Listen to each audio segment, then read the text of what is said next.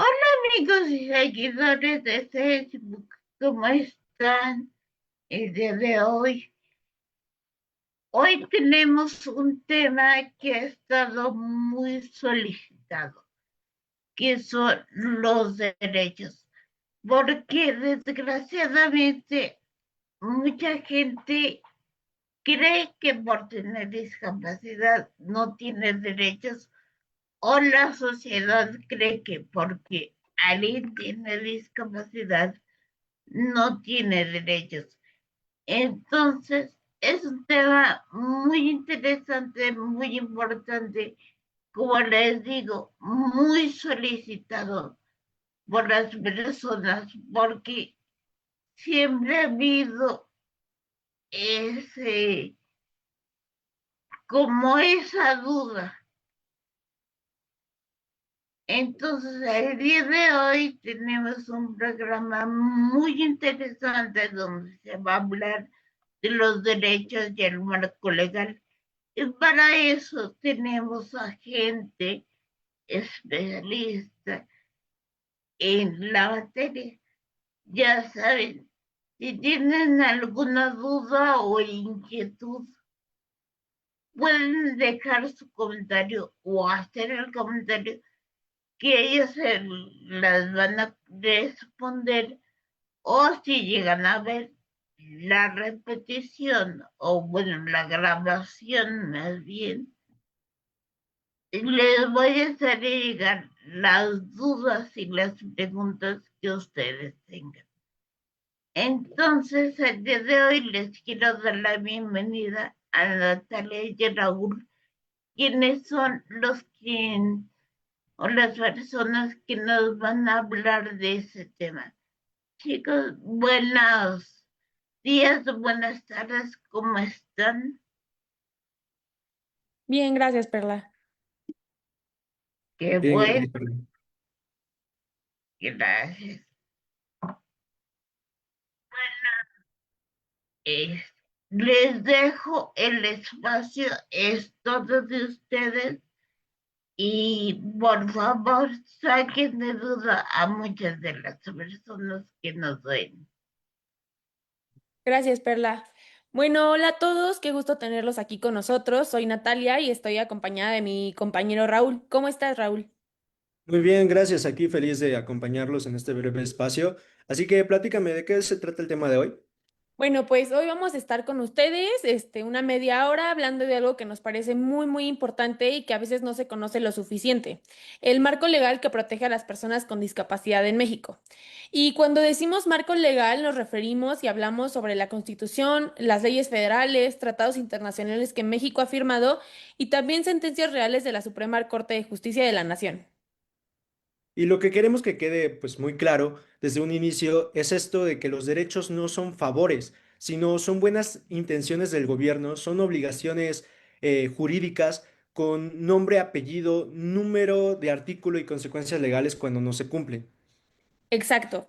Y esta información le sirve a cualquier persona tenga o no tenga discapacidad. Le sirve a familiares, a docentes, a empleadores, a cualquier ciudadano que quiera saber cuáles son sus derechos y cuáles son sus obligaciones. Vamos a ir a diapositiva por diapositiva para que sea ordenado y fácil de seguir. Y si en algún momento quieren compartir este video, adelante, entre más personas lo vean, mejor. ¿Empezamos? Empecemos. Bueno, antes de entrar a las leyes, necesitamos hablar del enfoque desde el cómo se regula la discapacidad de México, porque dependiendo de cómo entendemos la discapacidad, cambia completamente qué soluciones son las correctas y quién es responsable de implementarlas.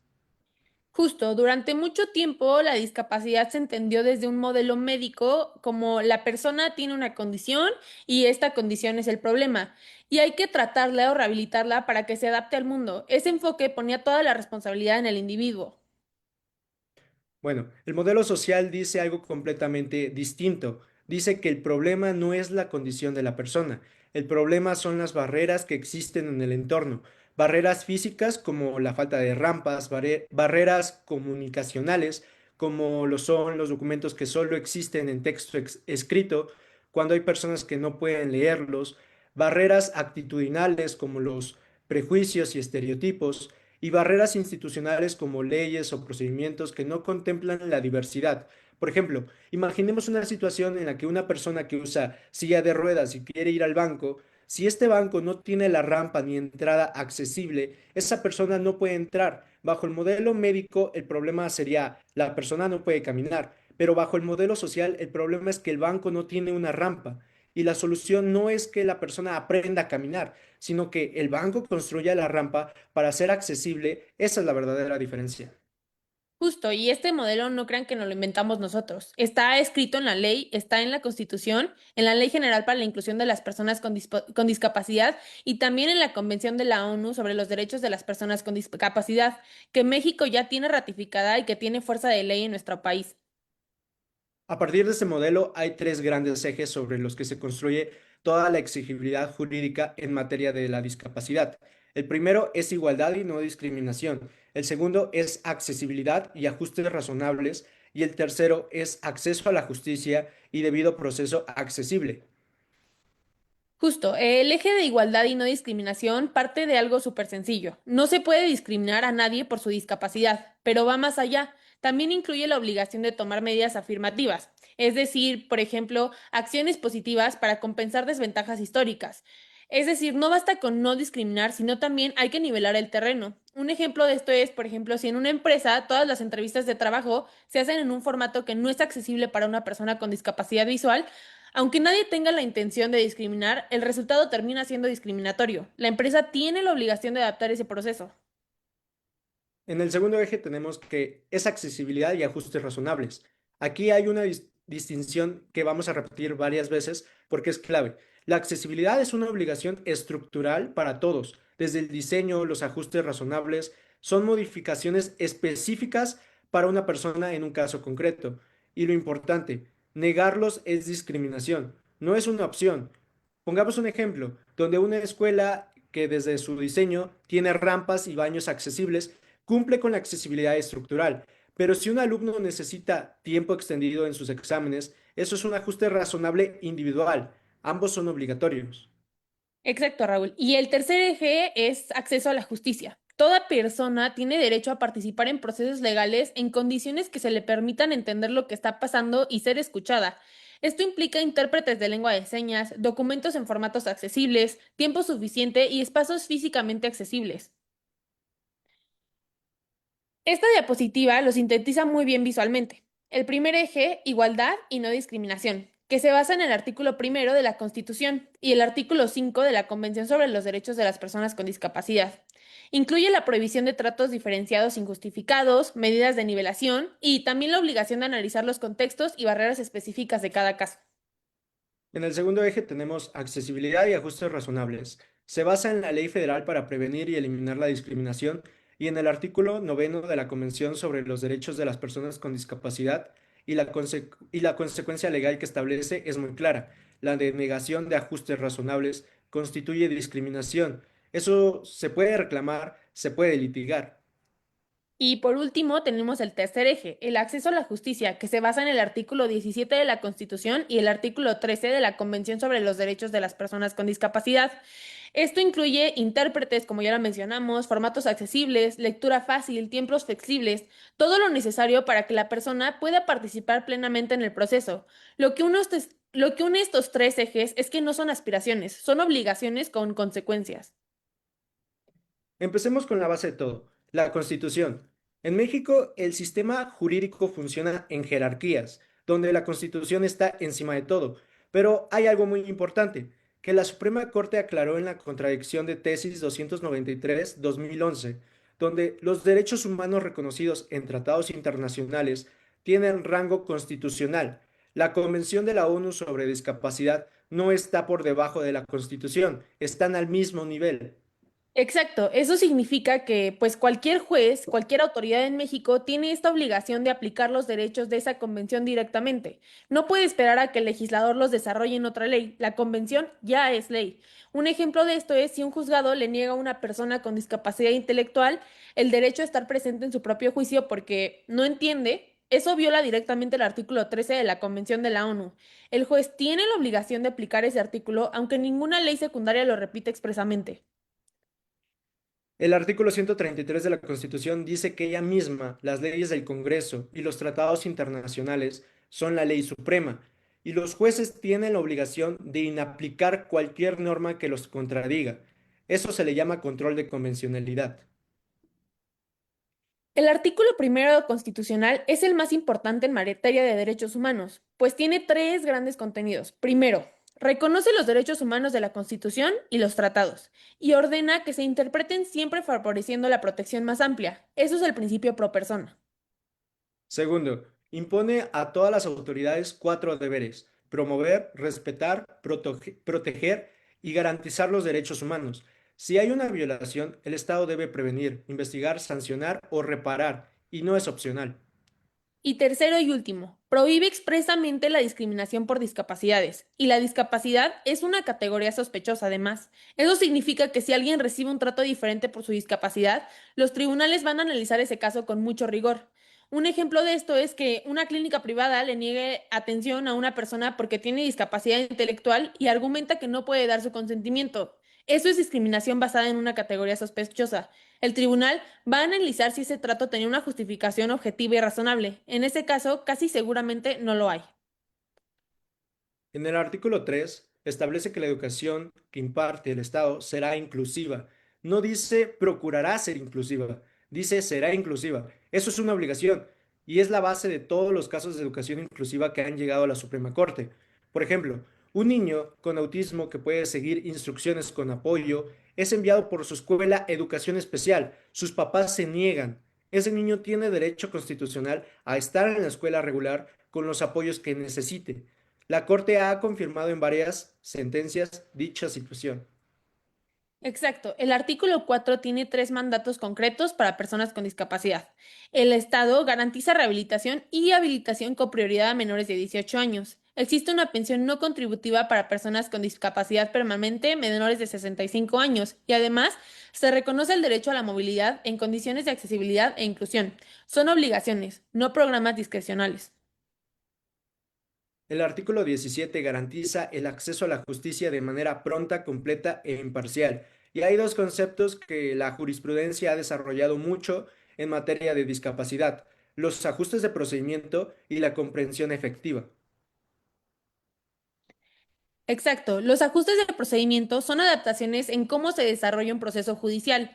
Más tiempo para responder, pausas, intérprete de lengua de señas, documentos en formatos más sencillos, a diferencia de los ajustes razonables. Estos no están sujetos a criterio de carga desproporcionada. Son obligatorios siempre. La comprensión efectiva va más allá. No basta con que el proceso sea técnicamente accesible. La persona debe entender realmente lo que está pasando. Si eso no ocurre, el debido proceso no existió. Un ejemplo es que una persona sorda está detenida. En el Ministerio Público le presentan un acta para que firme, sin intérprete de lengua, de señas o algún otro sistema en el que la persona se pueda comunicar. Ella firma sin entender lo que esto dice. Esa firma no tiene validez jurídica. El Código Nacional de Procedimientos Penales establece exactamente eso. La Ley General para la Inclusión de las Personas con Discapacidad es la ley reglamentaria del artículo primero constitucional en materia de discapacidad. Su función principal es dar definiciones legales, precisas, que los tribunales puedan usar como estándar de revisión. La primera definición clave es accesibilidad. Medidas pertinentes para asegurar el acceso en igualdad de condiciones al entorno físico, al transporte, a la información, a las comunicaciones y a los servicios abiertos al público. Aplica tanto en zonas urbanas como rurales. No hay pretexto geográfico.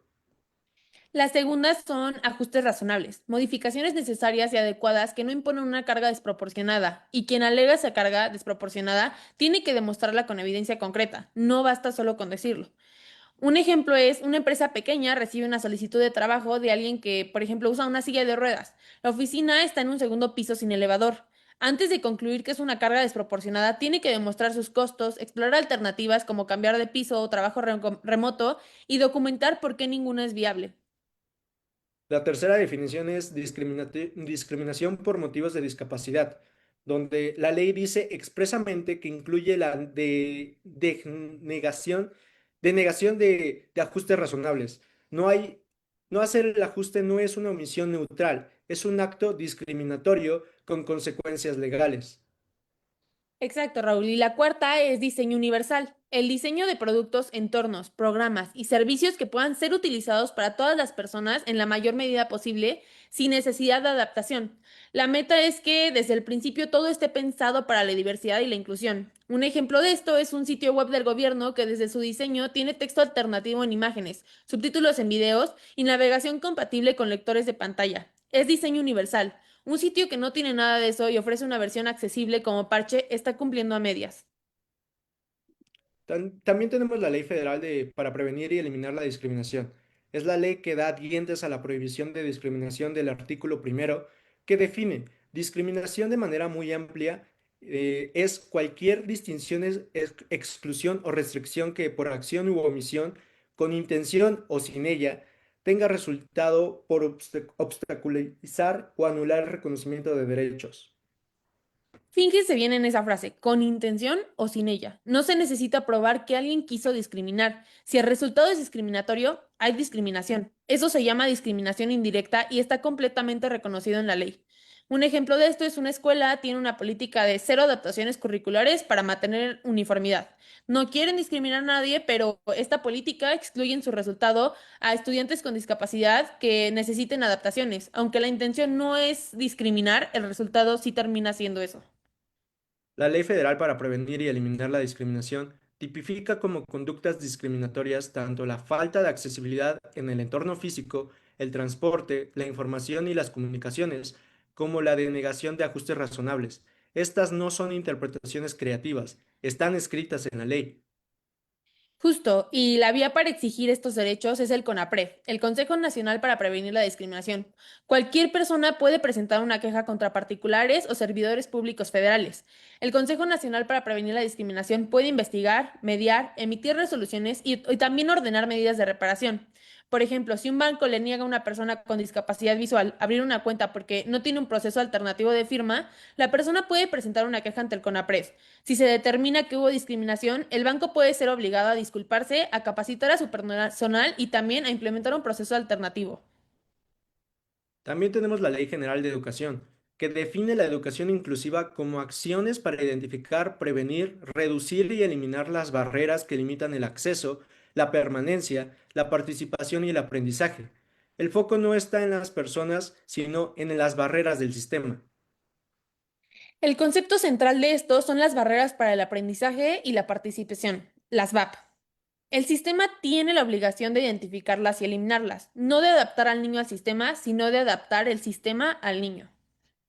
La ley ordena medidas concretas, formatos accesibles, lengua de señas, sistema braille, lectura fácil, ajustes razonables para quienes lo requieran, y las escuelas deben tener mecanismos para que las familias puedan solicitar estos ajustes. Un ejemplo es, por ejemplo, una niña baja, con baja visión necesita sus libros con letra grande o formato digital. La escuela está obligada por ley general de la educación a proporcionarlos. No puede decirle a la familia, consígalos ustedes. Justo, y un dato muy revelador es que en algún momento el capítulo de educación inclusiva fue declarado inválido por la Suprema Corte, justo porque no cumplía los estándares constitucionales, y fue reformado en junio de 2024. Esto nos dice que los derechos humanos tienen un impacto real y directo en cómo se escribe la ley.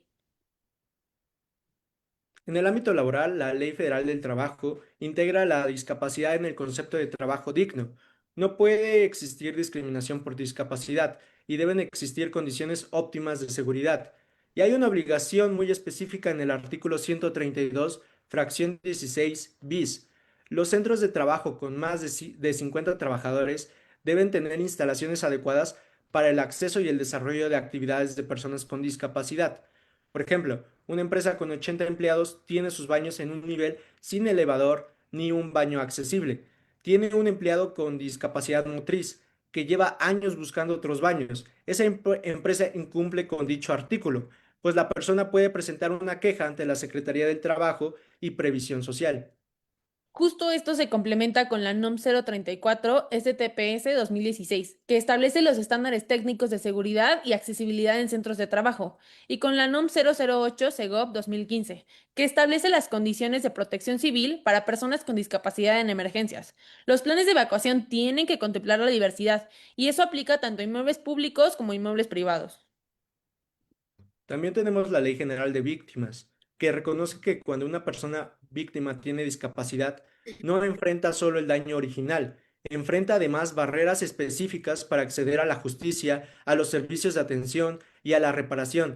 Y si esas barreras no se eliminan, se produce lo que se llama revictimización secundaria. Exacto. Por ejemplo, la ley establece un enfoque diferencial y especializado. Las autoridades tienen que adaptar su atención a las características específicas de cada víctima. Para una persona con discapacidad auditiva, intérprete de lengua de señas. Para alguien con discapacidad visual, información en audio o braille. Y para alguien con discapacidad intelectual, explicaciones sencillas y tiempo suficiente. Un ejemplo de esto es, una mujer con discapacidad auditiva es víctima de violencia doméstica. Va al Ministerio Público a denunciar, pero la gente no tiene intérprete, le pide que escriba lo que pasó, y ella no domina el español escrito porque su lengua es la lengua de señas mexicana. Esta atención viola la Ley General de Víctimas. El Ministerio Público tenía la obligación de proporcionarle intérprete. El Código Nacional de Procedimientos Penales tiene reglas específicas para cuando una persona con discapacidad participa en un proceso penal, ya sea como víctima, testigo o imputado. La regla general es que la persona tiene derecho a un intérprete o a medios tecnológicos que le permitan obtener información comprensible y comunicarse efectivamente. Exacto, y el artículo 414 establece la obligación del juez de realizar ajustes razonables durante las audiencias, como lo son pausas, cambiar el ritmo, usar apoyos visuales, lo que sea necesario. Además, cuando hay indicios de que una persona podría no comprender el proceso, el Código Nacional de Procedimientos Penales exige que se implementen ajustes desde la audiencia inicial. Por ejemplo, si una persona con discapacidad psicosocial es detenida, en la audiencia inicial, el juez nota que no comprende las preguntas. El Código Nacional de Procedimientos Penales lo obliga a detener la audiencia y garantizar los ajustes necesarios antes de continuar. No puede simplemente seguir adelante como si nada. Hablemos del marco internacional. El instrumento más importante es la Convención sobre los Derechos de las Personas con Discapacidad de la ONU, la CRPD. México la ratificó en 2007 y, como ya vimos, tiene rango constitucional. La Convención sobre los Derechos de las Personas con Discapacidad es el primer tratado de derechos humanos del siglo XXI, específicamente dedicado a la discapacidad. Su principio central es que las personas con discapacidad no son objetos de caridad ni de políticas asistenciales, son sujetos de derecho con la misma dignidad que cualquier otra persona. Nosotros consideramos que sus artículos más relevantes son el 5 sobre igualdad y no discriminación, el 9 sobre la accesibilidad, el 12 sobre capacidad jurídica plena, el 13 sobre acceso a la justicia, el 24 sobre educación inclusiva, el 25 sobre salud y el 27 sobre trabajo y empleo. México también ratificó el protocolo facultativo, lo que permite que personas y organizaciones presenten comunicaciones directamente al Comité de la ONU cuando consideren que México ha violado cierta convención. Es un mecanismo de exigibilidad internacional real y las observaciones de ese comité tienen peso jurídico en nuestros tribunales. Por ejemplo, una organización documenta que cierta región se sigue usando la interdicción, aunque la Corte ya lo declaró inconstitucional, puede presentar una comunicación ante el Comité de la ONU que puede investigar y hacer recomendaciones al Estado mexicano. Y pues eso ha sido de muchos casos reales. A nivel regional tenemos la Convención Interamericana. La Convención Interamericana para la Eliminación de todas las formas de discriminación contra las personas con discapacidad es un instrumento de la OEA que complementa la CRPD en el ámbito regional.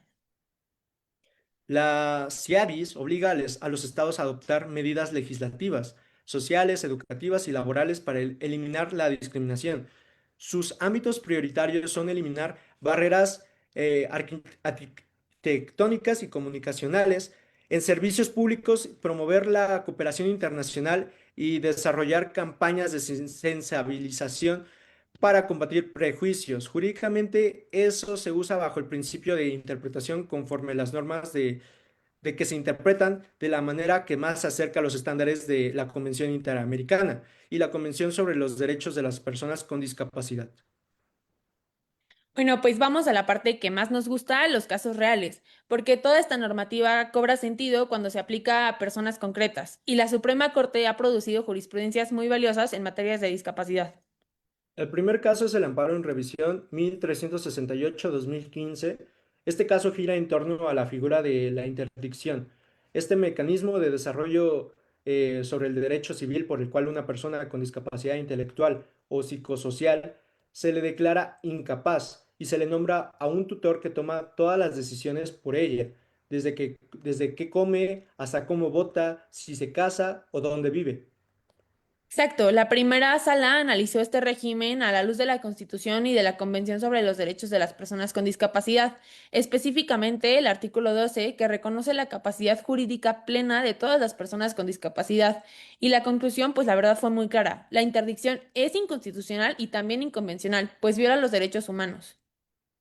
¿Y por qué es importante? Porque parte de este supuesto falso que la persona no puede tomar decisiones, la Convención sobre los Derechos de las Personas con Discapacidad dice que toda persona tiene capacidad jurídica. Lo que puede variar es la capacidad mental, pero eso no quita los derechos. Lo que procede es proporcionar apoyos para ejercerlos, respetando la voluntad y las preferencias de la persona. Por ejemplo, una persona con síndrome de Down quiere abrir una cuenta bancaria. Bajo el modelo de interdicción, el banco podría negarse porque no tiene capacidad jurídica. Bajo el modelo de apoyos que ordena la Corte, la persona tiene plena capacidad jurídica y el banco tiene que atenderla con el apoyo de quien la persona elija, pero respetando su voluntad. Exacto. La Corte también ordenó en este caso que las resoluciones judiciales se publicaran en formatos accesibles. Si la persona con discapacidad no puede leer la sentencia que habla de sus propios derechos, el acceso a la justicia fue incompleto.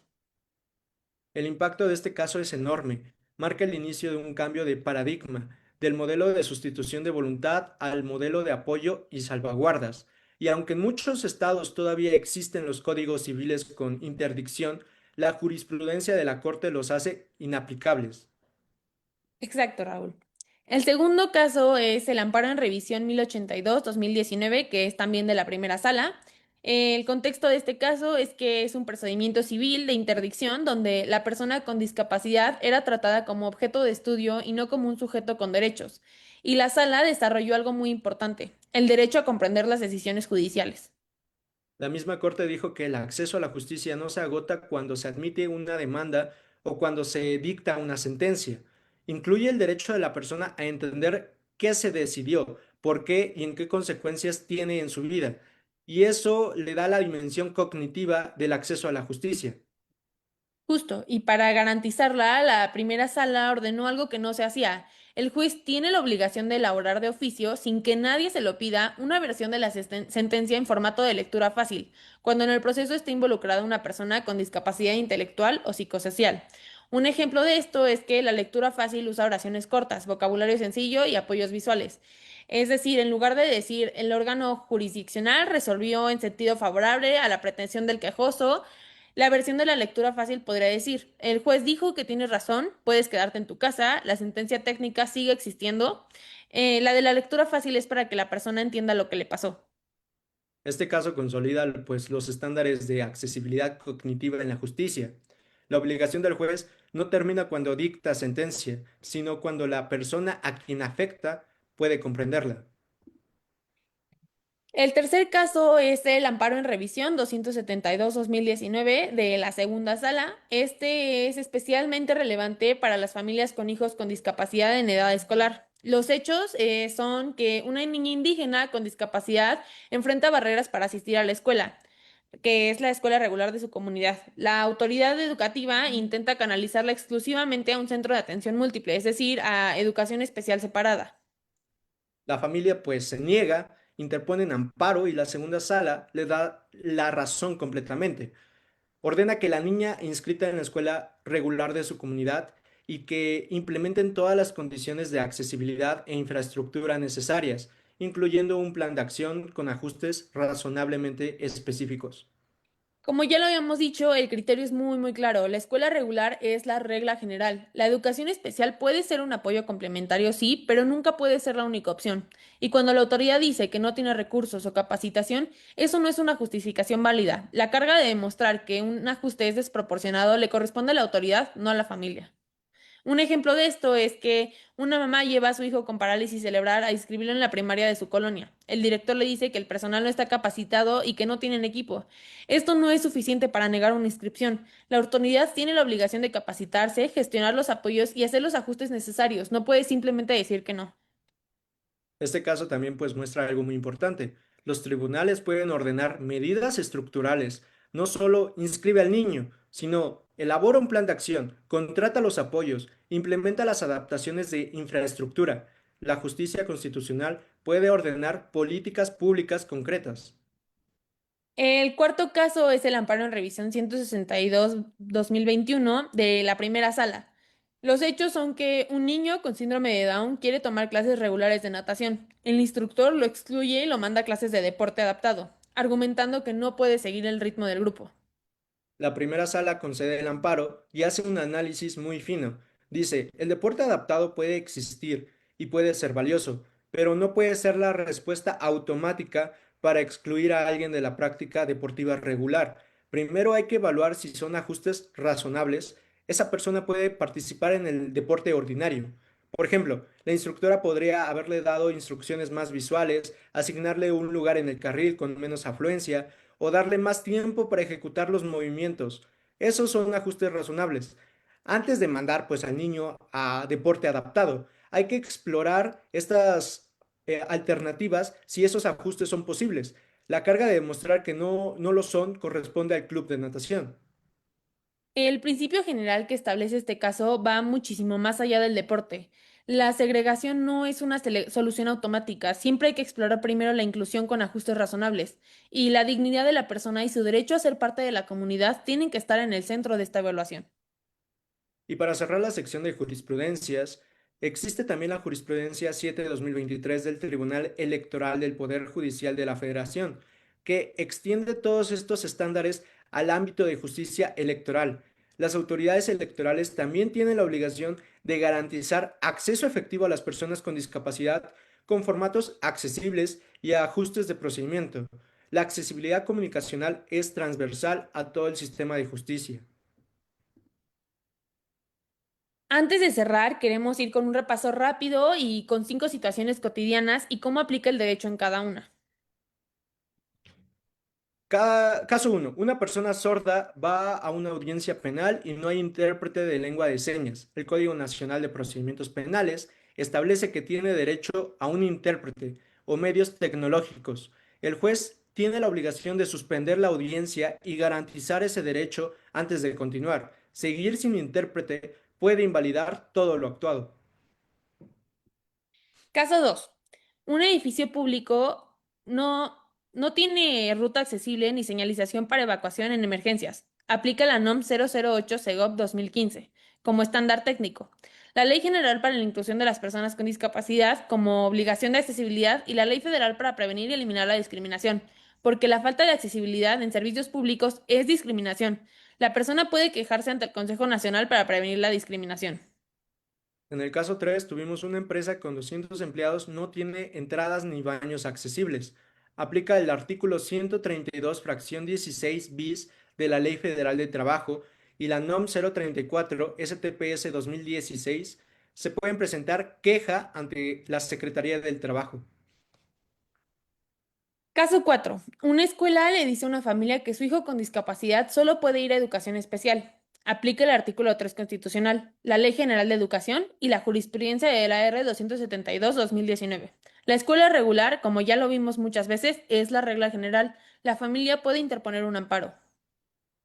Y en el caso 5, un servicio de telecomunicaciones no tiene atención accesible para personas con discapacidad.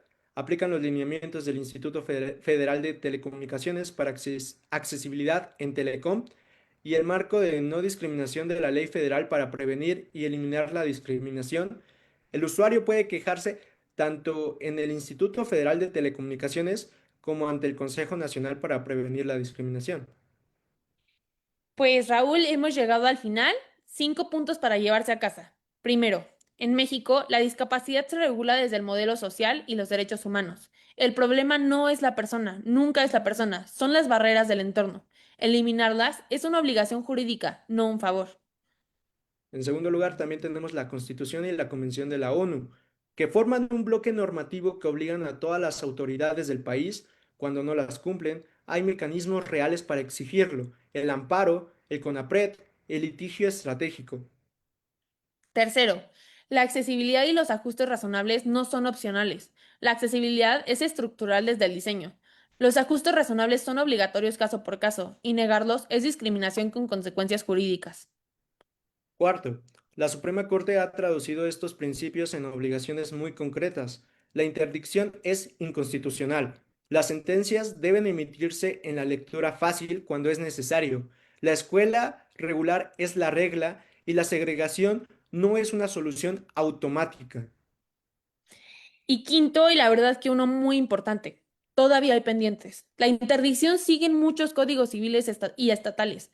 La supervisión de normas de accesibilidad es súper débil. Los protocolos en juzgados no están unificados, pero conocer estos derechos es el primer paso para exigirlos, y exigirlos es lo que los hace reales. Muchas gracias a todas y todos por estar con nosotros esta hora. Compartan por favor este live y si tienen alguna duda, déjenlas en los comentarios. Hasta la próxima. Gracias, comunidad. Cuídense mucho.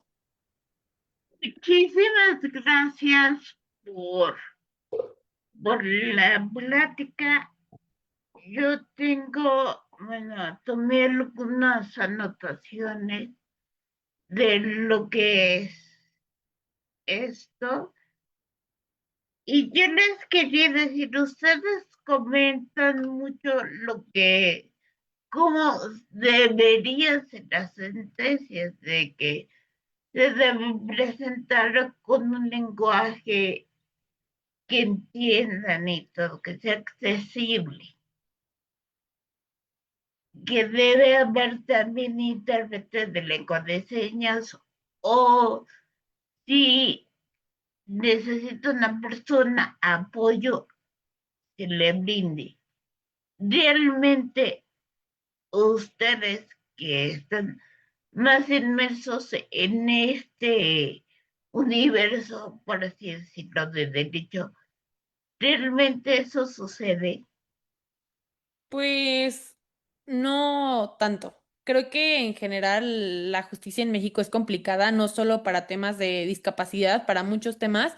Entonces creo que si no hay presupuesto para muchas otras cosas, están dejando esto atrás, que creo que es muy importante, y sigue esta discriminación de que tanto las personas con discapacidad, las personas que hablan lenguas indígenas, no tienen acceso a muchos lados de la justicia justo porque el gobierno o los estados no cuentan con esta accesibilidad que se necesita.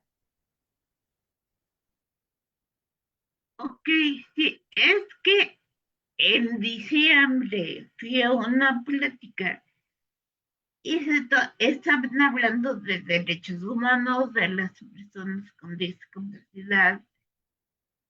Y un tema o algo que mencionaron es que le dictaron sentencia a una persona, pero creo que era persona sorda, y ya le habían dictado sentencia. Y la abogada que favorece, bueno, que es partidaria de los derechos humanos y de las personas con discapacidad, le dijo, ¿cómo ya le dictan sentencia?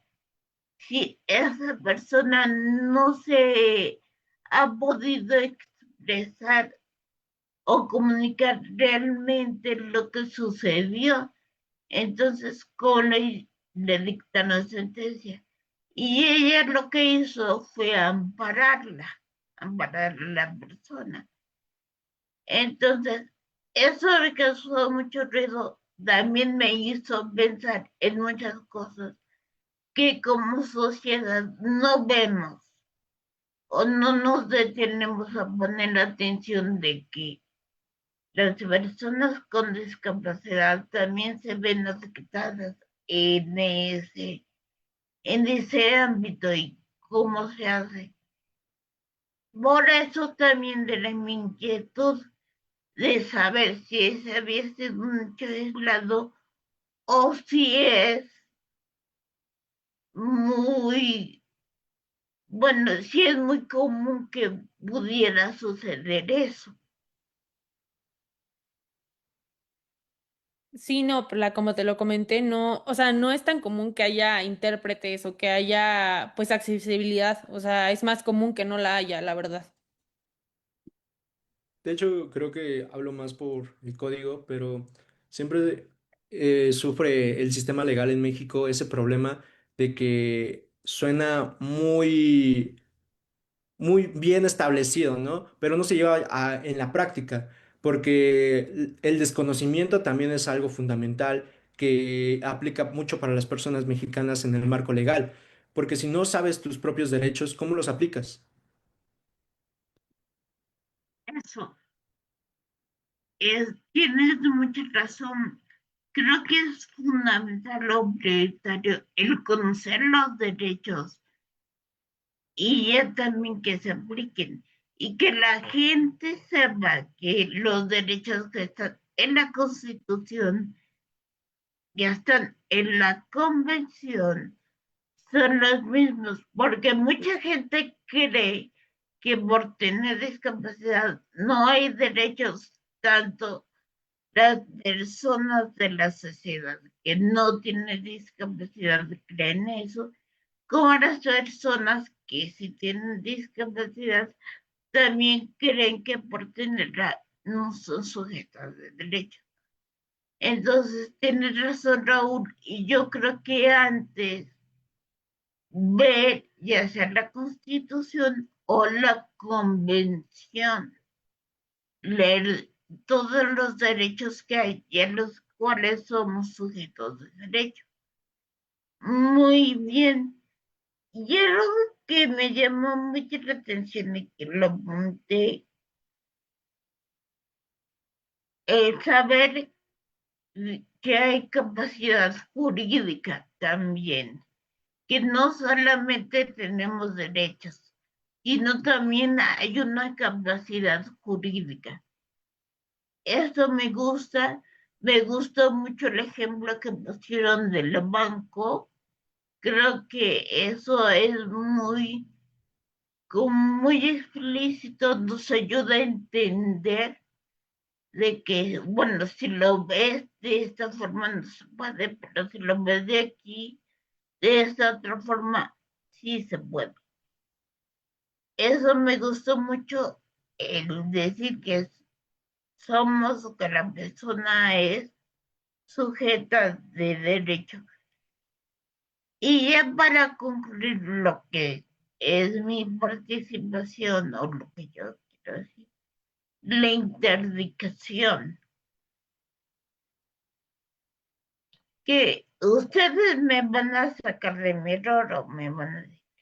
Yo creo que al principio la intención fue buena, que hubiera alguien que apoyara a las personas con discapacidad, pero se ha dado malos manejos y lo podemos ver que a través de la historia, a través del tiempo, se empezaron a dar muy malos manejos de eso.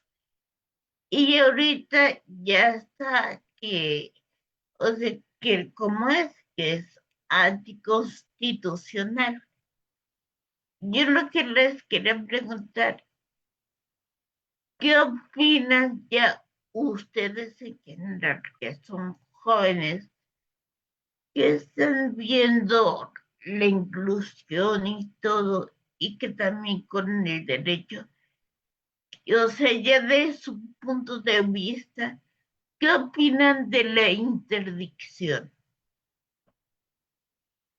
Pues, pero yo de mi parte creo que sí es inconstitucional, inconvencional y todo lo que se pueda, porque creo que justo hubo una parte donde mencionamos que, a ver, si una persona con discapacidad necesita apoyo, está bien darles ese apoyo, pero es muy diferente darles ese apoyo para tomar decisiones o ayudarlos a comprender y que puedan tomar decisiones informadas a declararlos incapaces, porque eso es el estado de interdicción, es declarar incapaz a una persona y quitarle muchos derechos que todos tenemos. Entonces creo que yo estoy súper en contra y se me hace, o sea, entiendo como la parte de que a lo mejor fue que querían implementarlo como de una buena manera, pero creo que el declarar incapaz a alguien y quitarle muchos derechos que todas las personas tenemos por el simple hecho de nacer, desde ahí ya está mal, creo yo.